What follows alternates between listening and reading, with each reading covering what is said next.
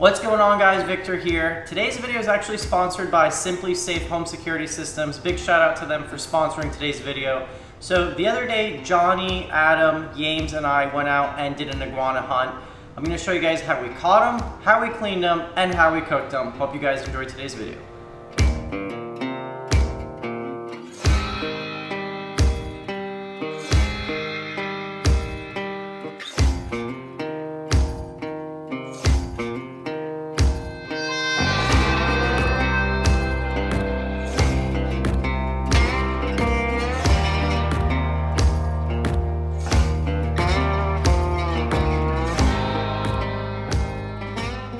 So I'm with the boys. You guys have seen me film with Johnny a couple times now. We did a clown knifefish video together. We did a Florida gar video together. He does offer freshwater charters and possibly some iguana charters in the future.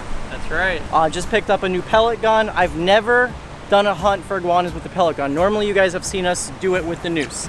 Now, one thing I'm gonna say, I know that the whole iguana thing is controversial. You guys gotta remember, from wherever you're watching, iguanas are highly, highly invasive. As you guys will see in this video, they are running rampant in South Florida. They are not supposed to be here, and they're actually really delicious, which you guys are gonna see. James and I are gonna whip it up in the kitchen. Hope you guys enjoyed today's video. When we first started, it was really overcast, rainy, which iguanas do not like. They are cold-blooded animals. They like the sun. So now they are out and about basking. Look at this. We just came up and there are hordes of iguanas on the grass right now. Oh, you got him. I smoked him. He's not a dog. He's listening, look at him. Make sure you shoot him in the head. Oh yeah. Pop. All right, we need to get this one. This one's good. That's Daddy. That's Papa. Big Papa Swole is what we call him. Got him.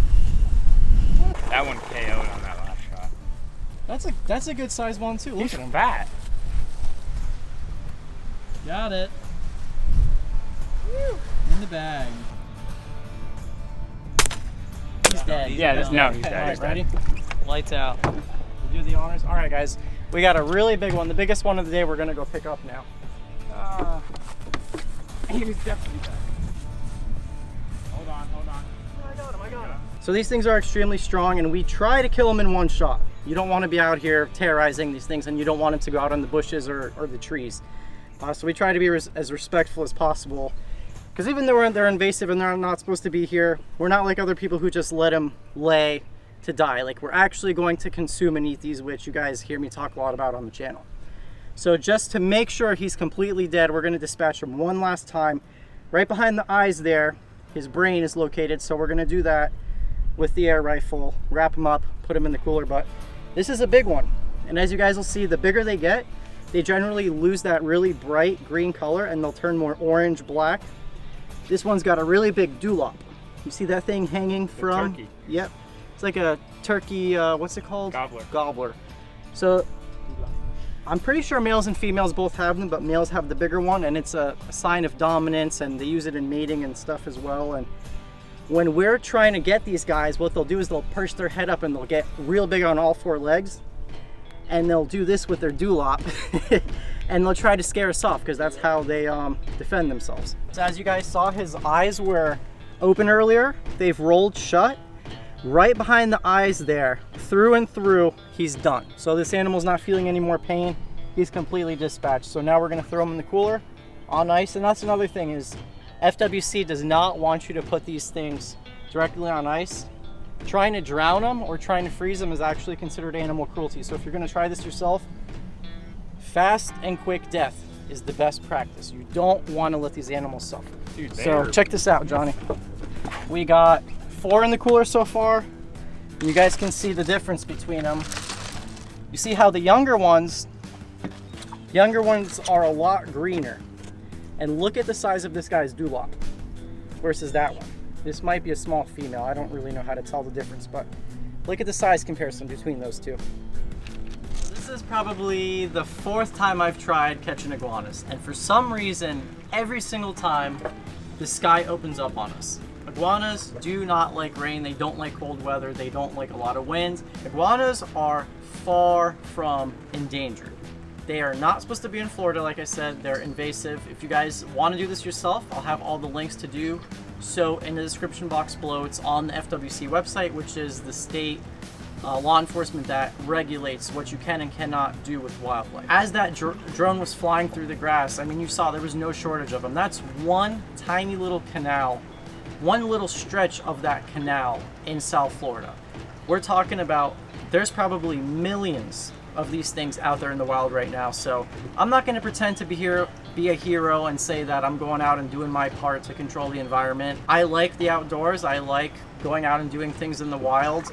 And there's a protein source out there, so I'm gonna go and take advantage of it. How to clean an iguana 101. I've done it a couple times. You learn something new every time. Nothing like cleaning a fish. This top part of the iguana, we're gonna remove, so it's gonna help us trace them out as well. But I think the most important thing to keep in mind when you're doing this is you're keeping the tail and you're keeping the legs. So you need to do whatever you need to do and make the cuts you need to make in order to remove the tail and legs. And this guy's actually freshly shedding, just like a snake or any other reptile. They do shed their skin. They're constantly growing new skin, and you can see that's the old one right there coming off of them. See, like this? It's just peeling off, just like snake skin. I find it helpful to cut off the legs. Cut off one leg. So we cut off all 4 feet. The knife isn't that important in terms of, you know, what kind. I would just say get something small and something that you can really have maneuverability with and a lot of dexterity. Because you're just using the tip of it to outline your iguana basically the whole time. So now you guys can kind of visualize. Now I can pull the skin off of that leg. And I go all the way up and I meet my initial mark. So I'm going to continue to do that on all 4 legs, and then we're going to be able to just pull the skin off. Now that we got them marked out, kind of just grab them and just start tearing away at the skin. And the skin should just peel right off.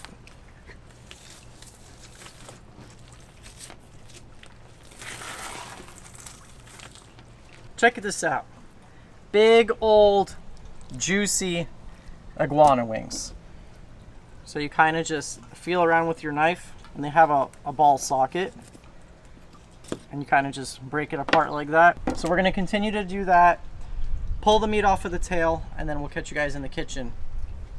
Iguana burgers? I think so.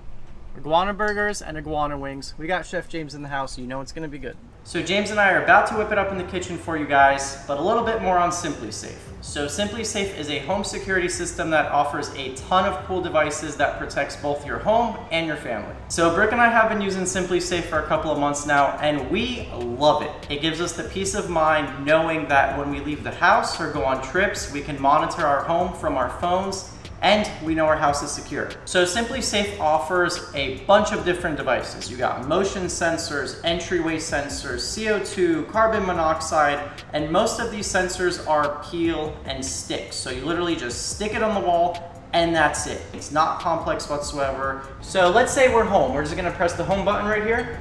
SimpliSafe on. Home. It notifies the base station. So if we were going away on a trip or something, we'd set it to the away setting. Please exit now. It gives us 60 seconds or whatever you set it to allow you to leave without triggering the alarm. Alarm off.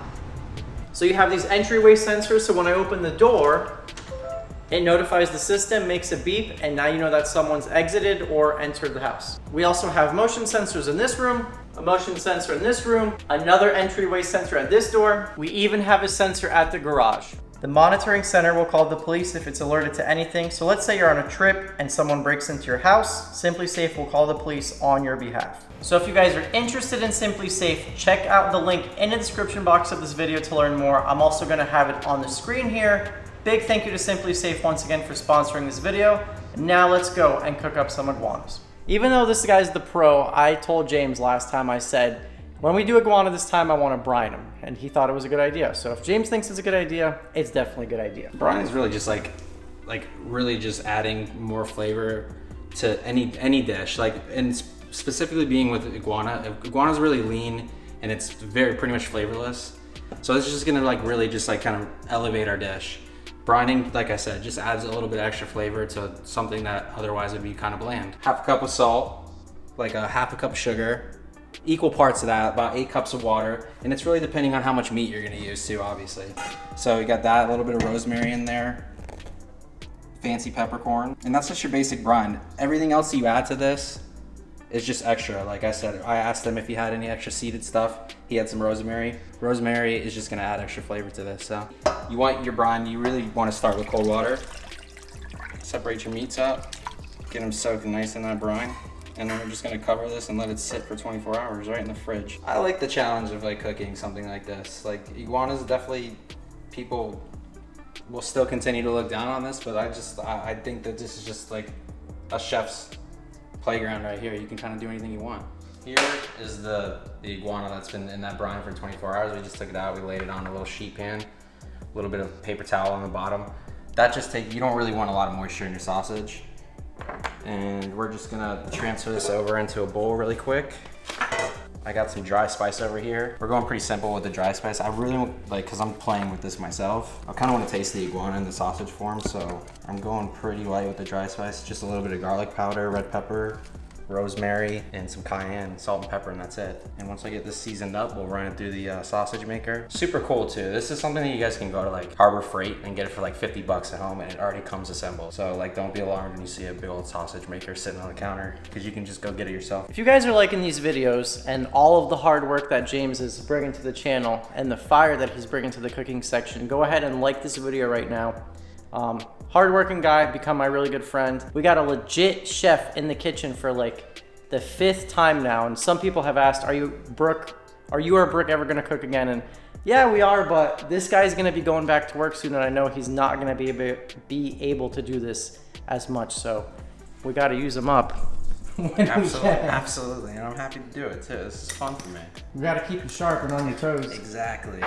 So someone who Victor and I actually met selling lobster nets, she has a really cool family. Her name's Brianna. They love the outdoors, and I actually saw she posted a video where her and her dad went iguana hunting, and she cooked up an iguana burger. And I told Victor, and I was like, that's such a great idea, like how creative. And then James was like, hey, that's a good idea. And that's why they're doing the iguana burger. So shout out to you, Brianna, because that was an awesome idea. So we're just folding in all that dry spice in there.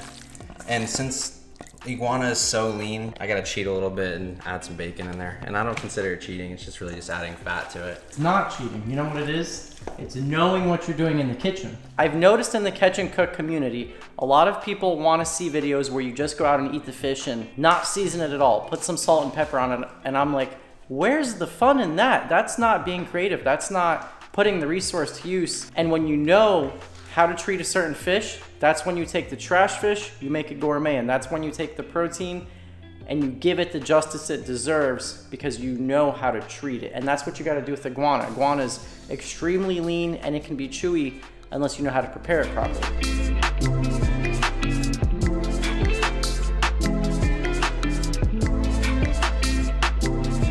It's gonna be a really, really simple slaw for the sliders. We're using like the best buns out there, Martin's potato buns. And then the slaw, we're just gonna do a little Napa cabbage. Use like half a head of cabbage, like that. And just like a little shipping out on it. Napa cabbage is probably my go-to, other than like a green cabbage, because it's just like, it's almost lettuce-like, but it still holds its integrity when it gets any kind of vinaigrette or acid on it, versus like a lettuce that kind of wilts away on you. So Napa, yeah, and you can cook it, which is awesome. And with the Fresnos, I know I'm repetitive, you guys have seen the other videos. If you don't want the spice in them, or as much spice, just cut out those seeds. So if you use a nice sharp knife, you can get close to it, you're not really wasting a lot of meat. I just feel like people sitting there with a peeler, they're kind of wasting some time.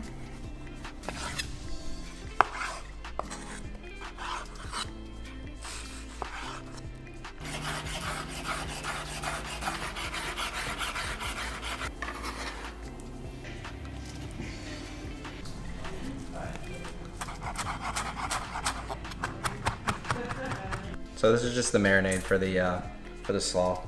I would say like 2 or 3 teaspoons of honey, salt, a little bit of pepper.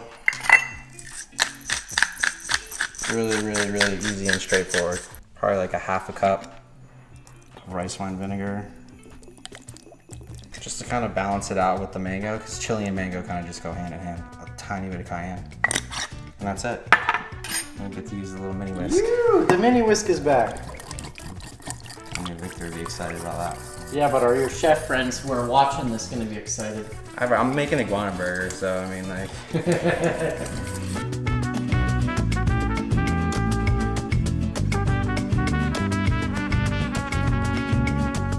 I am guest starring in my own Catch and Cook tonight. Chef Shark coming at you.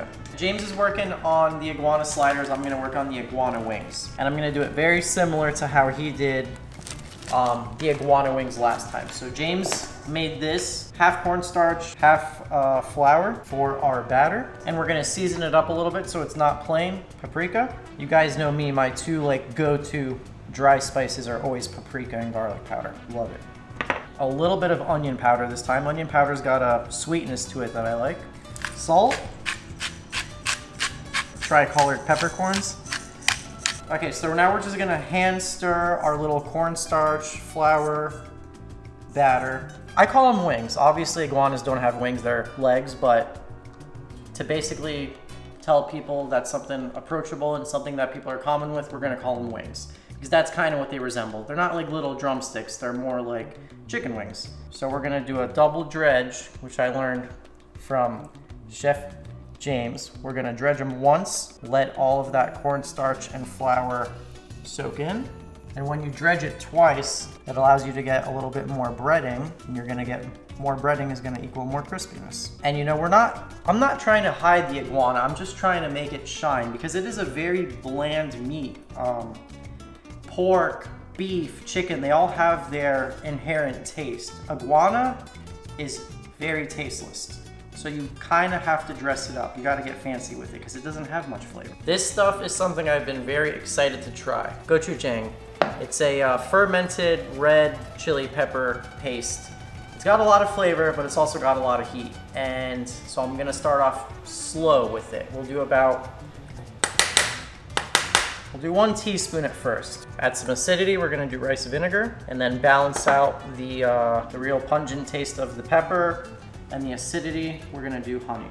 It's gonna be like a thick, syrupy sauce that we can toss our iguana wings in. First batch of iguana, and like I said, that's why I kind of compared it to wings, because it kind of looks like a giant chicken wing. You know, you get that nice crispy batter, golden brown. How good does that look? Beautiful golden brown iguana wings. Chef James, what do we got going on? All right, so this is the grinded up, marinated, 24-hour brine iguana sausage. We're just doing it in the pan now, just get a nice crust on the outside.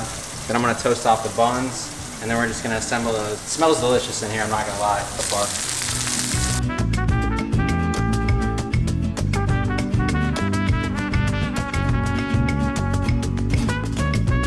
We're gonna open up a bed and breakfast called the Lazy Iguana, and we're gonna make these delectable iguana egg and cheese biscuit sandwiches, and it's gonna be fantastic. You'd never know that's iguana. Just looks like a nice fried piece of meat.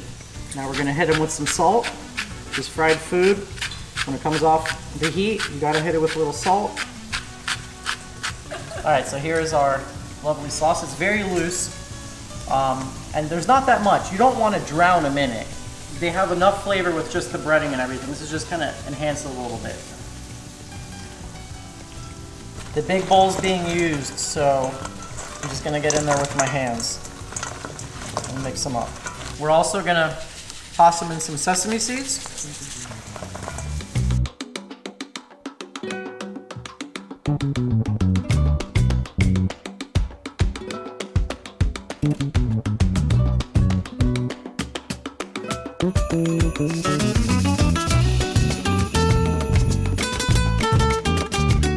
You guys didn't see this, but off camera I made like a little chili lime mayo too. Kind of just go good with the slaw and obviously the iguana. All right, go down the buns. Ooh, baby, look at these. So you're like a little iguana sausage right there. Lay those suckers down. Juice, a little bit of slaw. And that's literally it, guys. Super, super simple. Tons of flavor. It looks really good, and we already tried it off camera, and the sausage is delicious, so I can't wait for you guys to try it. Let's see. Wow. Oh my god. Whoa. Wow. I think you need like a video of everyone taking their initial bite. What do you think that's doing? Oh, is it doing it right now? Look at me, I'm over here like That's going in the video. Yeah, do it. There's no more like shock factor, I feel like. Like, yeah, we're eating iguanas tonight and they're gonna be great. Like, I told Emily, like, you know what you're eating tonight? We're having iguanas. Like, it's gonna be delicious. And it was amazing. The iguana burgers were honestly better than regular burgers. It had so much flavor, absolutely delicious. The wings were still really, really good. I had one that was a little bit weird, like chewy wise, but amazing. I think it's great that we're showing you guys how you can eat these iguanas that are all over the place and cook them and make absolutely amazing meals that are pretty simple. Don't be afraid to try new things. Like she said, there's a zillion iguanas out there. They're pests. We're trying to get rid of them, so why not eat them instead of just killing them and tossing them? The burgers were my absolute favorite. The slaw that he threw on top was unreal. Everything just tied together amazing. 10 out of 10. So this one is probably one of my favorites so far. The wings were great. The gochujang was delicious on there. Definitely would use that recipe again. But the iguana sausage is gonna stay in my recipe book forever now. Like after today for sure. Definitely one of my favorites here. And thank you, Johnny, for taking us out on the boat. And thank you, Vic, for having me. Thank you, Brooke. Absolutely. I was definitely the least hesitant for this one. It was really the least hesitant. Oh. Yeah, that's why I was surprised. Yeah, that's why I was like, what Well, I've portion? heard of so many people eating them, and I never really pictured myself eating them, but they were delicious. And James, you did a great job on the burgers. They were really good. The wings were good. I had some like Brooke that were kind of like tough, but the burgers or the sliders, oh my god, knocked it out of the park. 10 out of 10 would eat once a week for the rest of my life. They were fantastic. If you guys have iguanas in your backyard and you want to get rid of them, might as well put them in the stomach. I gotta agree, the burgers were definitely my favorite. I mean, they were just so unique. Not like a turkey burger, not like a chicken burger. It was like an iguana burger. Like I would 110% stand behind something like an iguana burger on a menu. And if you didn't tell people it was iguana, they would be coming back for more because it was really good. The wings, for some reason, you get one wing that's 10 out of 10 and then you get another one that's a little chewy and stringy. Some iguanas are tougher than others, but I'm very happy with both meals. I'm happy you guys came. We got a good group of people on a Friday night. Like I said, Johnny does do freshwater charters. You guys will find that linked below. Clown knifefish, peacock bass, a bunch of stuff. And so you guys check them out if you're in the area or if you're vacationing. Thank you once again, James. And I'll catch you guys in that next video.